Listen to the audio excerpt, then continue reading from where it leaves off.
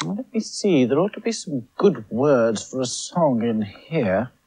I wonder what's under ah. Ah, yes. Words beginning with ah. Apple. Oh, yes, I should think Calderman would want me to use that one. Animal. Yes, there's lots of animals in Puddle Lane.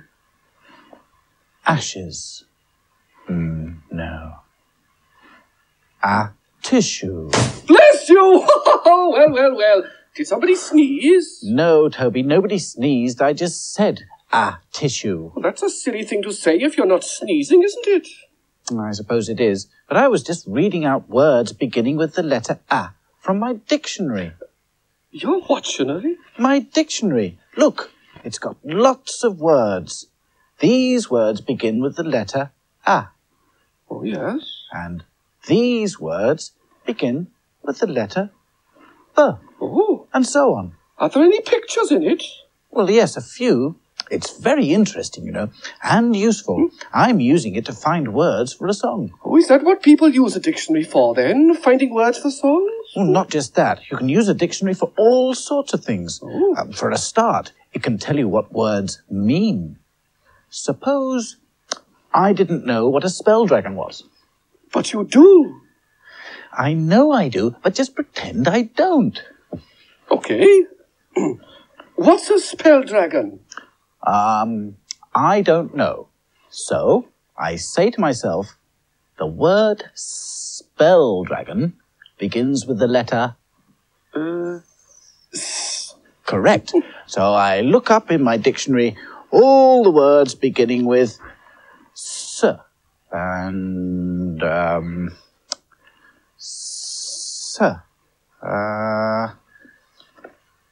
Yes, here we are. Ooh. Spell dragon.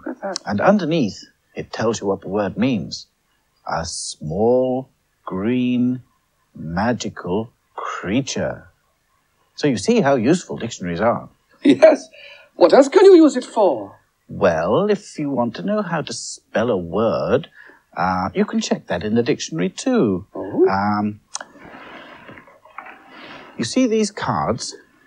Yes. One says yes and one says no. Now, if I want to make sure they're written correctly, I look up in the dictionary all the words beginning with the letter N, and I check it. There we are. I see it. No, and no. That's right. And the word yes begins with the letter Y, so I look up in the dictionary all the words beginning with Y. And yes, here it is.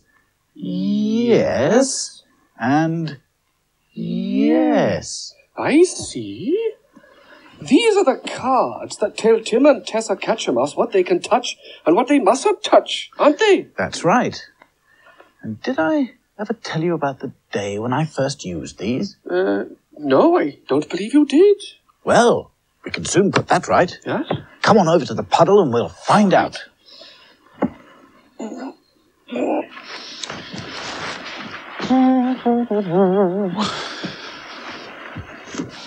Now, you ready? Yes, here I am.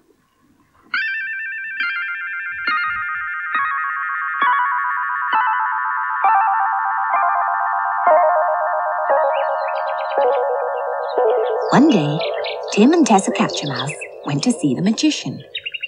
They climbed up the tree that grew near to the house, and then they jumped down on the roof and ran up to the skylight.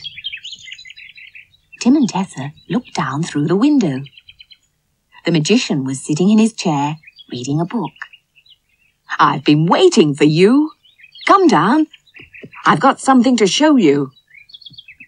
Tim and Tessa ran over to the magician and jumped up on his knee. "Now then," said the magician, "listen to me. Some of the things in this room are part of my magic.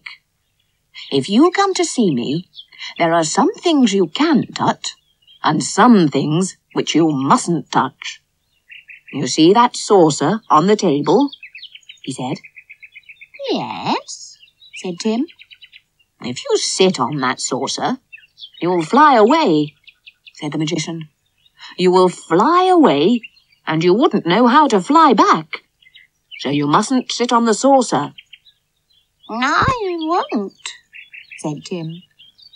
"There are lots of other things you mustn't touch," said the magician. "So I'm going to write some words on these labels. One word will be no, and one word will be yes." The magician took a label and wrote no on it. "That word is no," said the magician. "If you see that word on something, you mustn't touch it." "We won't," said Tessa. The magician picked up another label. He wrote yes on it. "Look," said the magician. "That word is yes. If you see that word on something, it means that it is for you." The magician picked up another label. He wrote no on it. "Look," said the magician. "That word is no.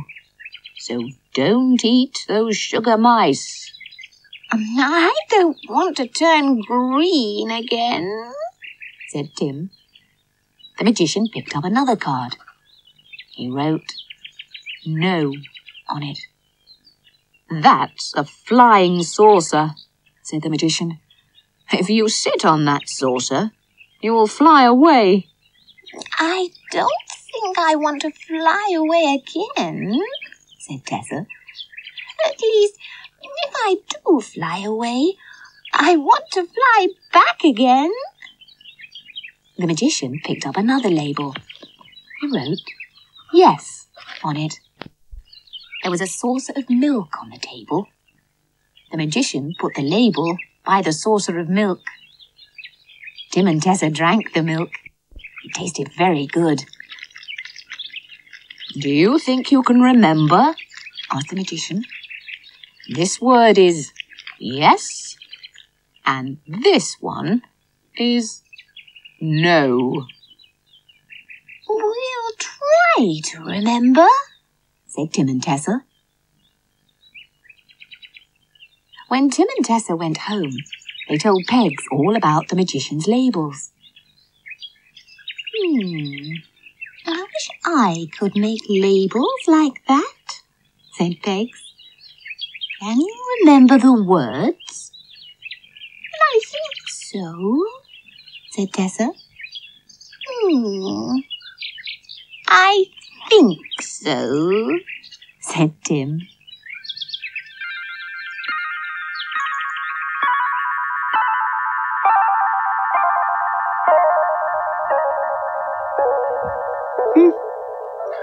They could use a dictionary, couldn't they? I suppose that could help. Let's go and see if that story's been magicked into the book. Okay. Pencils and paper, pens and ink. The words shall appear before you can blink. Right. I'll tell you what happened, and then you check it. You were sitting here when you heard a mew. You looked up, and you saw Tim and Tessa. That's right. Can you see them in the picture? There they are. Oh, yes. And here are the words, Tim and Tessa. I told them that there are some things in this room that they shouldn't touch. Magic things. That's right. So I showed them these cards, one saying yes, that I'd put against anything that was meant for them, and the other one saying no, which meant... Look out, it's magic. Correct. So I gave them a little test. I put one of the cards on the flying saucer. Can you remember which card it was? Well, the flying saucer's magic. They mustn't touch that. So the card must have said no. It did. You read it. No. That's right. And there's a picture of the card, look. No. I see. Well, then I put a card against a saucer of milk. And that card said yes. Yes. Yes, it did. There it is, see? Oh, word's been missed out here. I'd better write it in.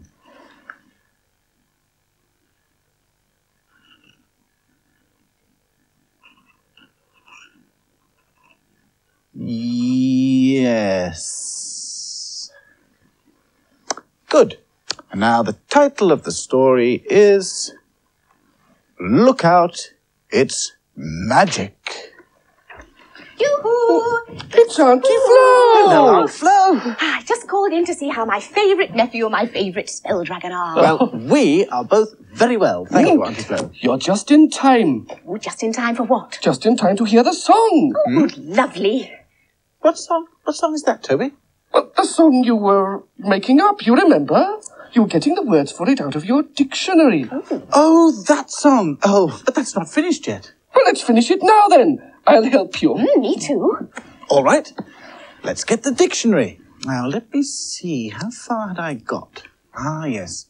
I'd got two good words beginning with a. Apple and animal. Now, I need two words beginning with b. Oh, I know. How about bat? What about bird? That begins with b. Bird, yes, that will do fine. Now we need two words beginning with k. Oh, what about cats? Oh, yes, we just had a Cats. story about them. Yes, we have. And, I know, candles. Now, words beginning with d. Dogs? Dogs, yes. Dumplings. Thank you, Cauldron. Now, what comes after d? E. I know, we'll have elephants. That's a good word. And eggs. I do love eggs. Eggs. All right, and now f.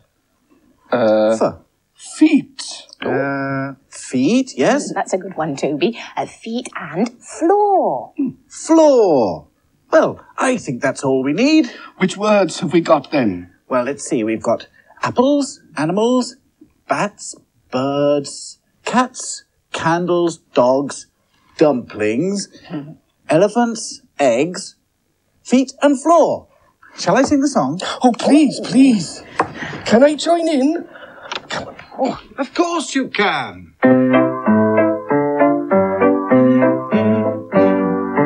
In my dictionary, you'll find words short and long. Have I spelt them right or wrong? In my dictionary, they're written down for me. So let's take a look in the dictionary book and see what we can see.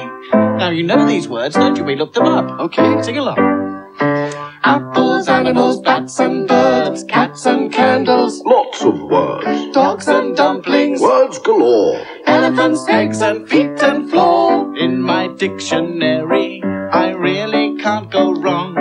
It gives me all the words like Apples, bats and birds. for my dictionary song, for my dictionary song.